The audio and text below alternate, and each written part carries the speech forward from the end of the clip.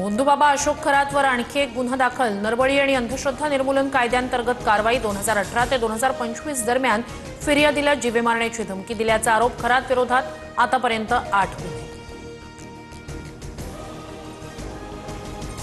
भोंदू अशोक खरात प्रकरणाचा आज सर्व तपास एसआयटी करणार। नाशिकच्या सरकारवाडा पोलीस ठाण्यात असलेले 7 गुन्हे एसआयटीकडे वर्ग। खरातच्या मालमत्तेची होणार चौकशी। आकाश पाताळ एक करू। अजित पवारांचा घातपात असल्यास सोडणार नाही। कुणाचा बाप असला तरी शोधून काढू। दादांच्या विमान अपघातावरून मुख्यमंत्री फडणवीसांकडून कठोर कारवाईचं आश्वासन। मुंढवा जमीन गैरव्यवहार प्रकरणी खारगे समितीचा अहवाल सादर। अहवालात पार्थ पवारांचा उल्लेख नाही। शीतल तेजवानी, दिग्विजय पाटील यांच्यासह 2 अधिकाऱ्यांवर कारवाईची टांगती तलवार। तपासात आणखी कुणी दोषी आढळल्यास कारवाई होणार। खारगे समितीचा तपासावर महत्त्वपूर्ण शेरा। मुंबईतील गॅस टंचाईचा कामगारांना मोठा फटका।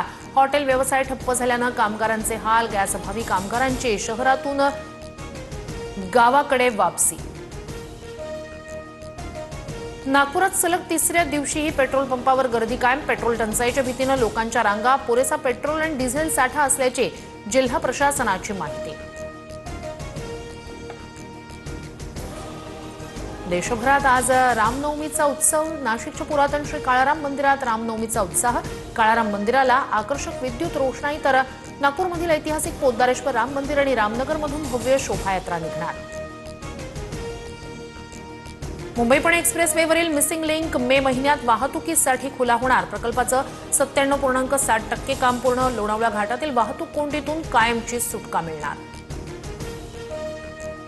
देशात उडान योजनेचा मोठा विस्तार होणार। 100 नवी विमानतळं आणि 200 आधुनिक हेलिपॅड उभारले जाणार।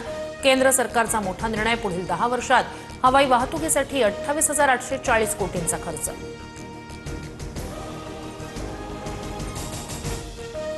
मराठेशाहीचा इतिहासकार हरपला। महाराष्ट्राचे ज्येष्ठ इतिहास संशोधक डॉक्टर जयसिंगराव पवार यांचं निधन। वयाच्या 85व्या वर्षी घेतला अखेरचा श्वास।